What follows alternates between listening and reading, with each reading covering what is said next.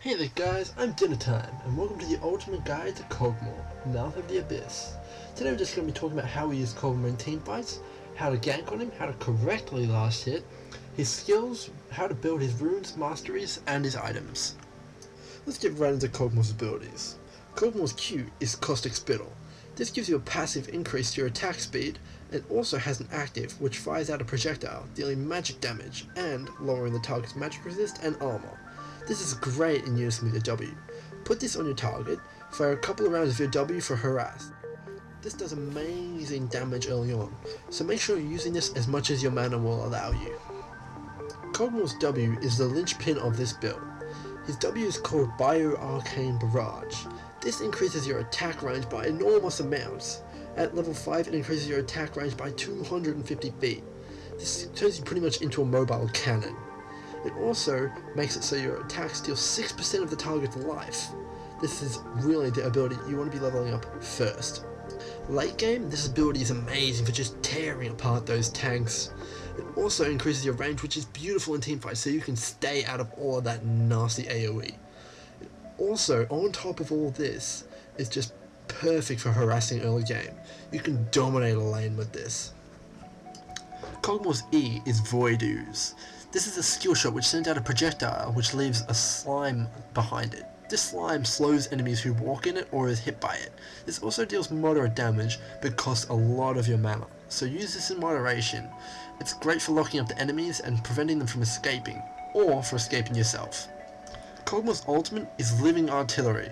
The best way to explain this is Veigar's dark matter with a ridiculous range and a little bit less damage. This is notoriously hard to aim. I'm going to show you exactly how you aim this ability. I'm in bottom lane versus Taric and Vayne. I'm just harassing with my W, trying to kill the tower. I then turn my attention to Vayne. E, W. Now watch closely.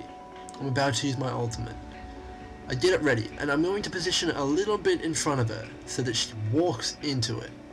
It just nips her, and I almost get the kill, but just miss out. Every player will react to your ultimate differently. For example, this Caitlyn just is content on sitting there farming minions, just lets me pound her with my ultimate.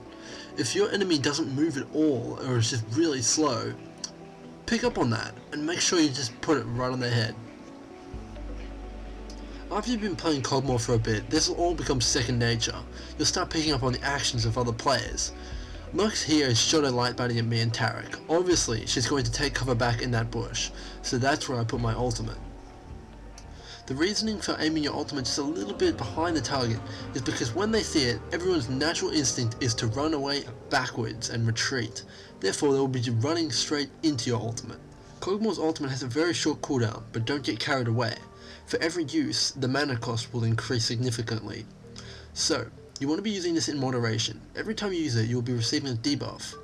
This debuff will eventually wear off, so the way you want to operate is use your ultimate, wait for the debuff, use it again. With this, you'll be able to sustain your mana quite nicely and be able to harass like an absolute beast. Kog'Maw's ultimate is also an invaluable tool for scouting bushes, buffs, and finding the enemy team when they're MIA. Kog'Maw's passive is a Cathian Surprise. When you die on Kog'Maw, you turn into a living bomb, running around for a couple seconds. Try and locate a good target, and when you explode, you'll deal true damage. At maximum rank, this does a whopping 550 damage in an AoE radius. If you get targeted in teamfights, you won't go out, you'll go out with a bang. Okay, so what lane are we going to put Kog'Maw in? Well, Kog'Maw can either go mid, or he can go bot. There's a couple of champions which absolutely decimate Kog'Maw in mid. Some of these are Morgana, Brand, Annie, anyone who can burst you down or just out DPS you quickly.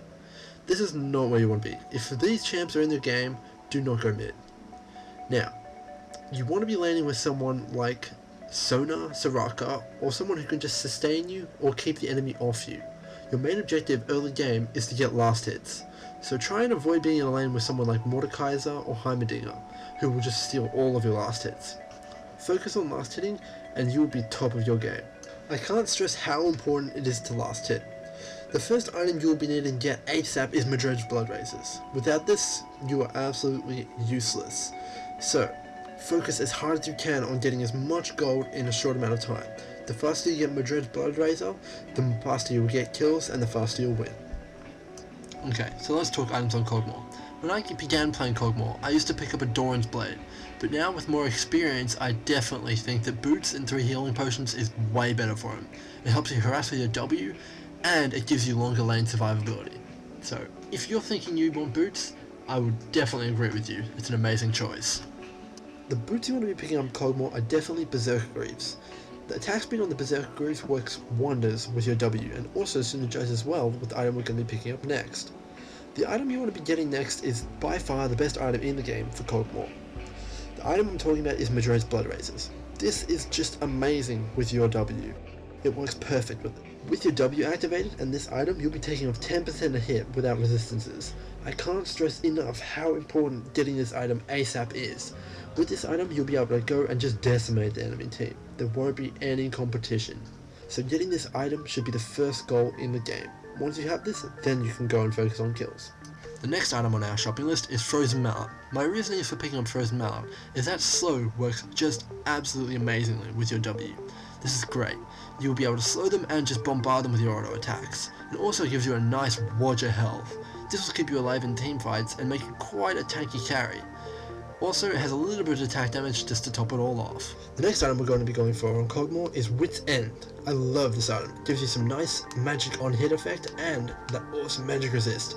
With this, you'll be an unstoppable carry, being very tanky and dishing out the pain.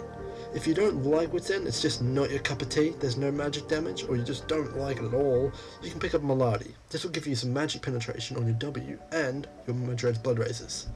The last 2 items in your build are completely up to you, but personally I love to pick up a Black Cleaver. You get that armor penetration, a little bit of attack speed and attack damage. For my last item, I always pick up a Guardian Angel. This is a must in my opinion. Late game, you will always be getting targeted on Kog'Maw, and this will give you that second chance to get back up and just keep pounding on the enemy. Let's talk runes on Kog'Maw. For my reds, I pick up armor penetration, for my yellows and blues I pick up attack speed, and for my quintessences, I pick up health. The reasoning for health is to give you that early game sustainability and durability. For my reds, I love getting that little bit of extra damage at the start, and for my yellows and blues, your attack speed is awesome with your W and Madred's Blood Razors, so this really helps you get to that 2.5 cap. For my masteries, I pick up 2109, getting magic penetration and the physical damage attributes in offense, and picking up mana regeneration in utility. Let's break down a team fight on Kog'Maw. I'm coming into mid to help Malphite out. They're all distracted on the tower and taking care of Malphite, so I decide to just burn down Warwick. He goes down without much trouble. Now it's Fiddlestick's turn, who gets absolutely destroyed by me in the tower. Now Orianna. She's running away as fast as she can, but Frozen Mallet's taking good work of her. I go to land my ultimate but miss because she strays right at the right time. Now I hit her again but she's shielded. I go in for the kill with an auto attack. Now Cho'Gath has way more health than me, but I'm going to try and kill him. A combination of all my moves and Bio Arcane Barrage just destroys him. I don't think he had Feast up, otherwise I would have been done for, but that's an unofficial quadra kill right there, all single-handedly done by Kog'Maw. With the help of Warwick's E, we spot Cho'Gath hanging around mid. Warwick initiates with his ultimate. I pop on my W and start burning him down with extremely long range. He just escapes with the help of an awesome Janna Cyclone.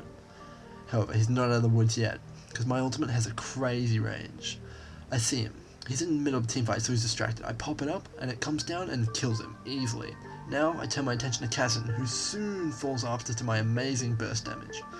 Now, we're going to try and kill Vayne. I'm exhausted though, so my team has to take care of her for me.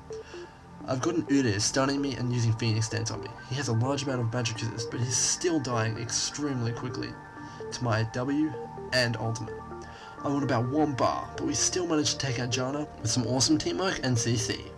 Kog'Maw is definitely a carry, so he should be positioned behind your tanks. Remember this when going into a team fight. He is more durable than other carries with the items you're building, but he still is fairly squishy, so you want to be staying behind your tank and waiting for him to initiate. Kog'Maw's main damage is magic. It's about 2/3 magic and 1/3 physical damage.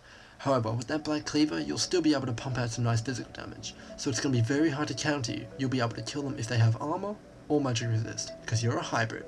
If you have enjoyed this video and you'd like to see more of them, make sure you hit that like button and subscribe to my channel. Also, leave me a comment. I read all of my comments. If you'd like me to make a guide for any other champion, just drop me a comment on my channel and I'll see what I can do. Thanks guys.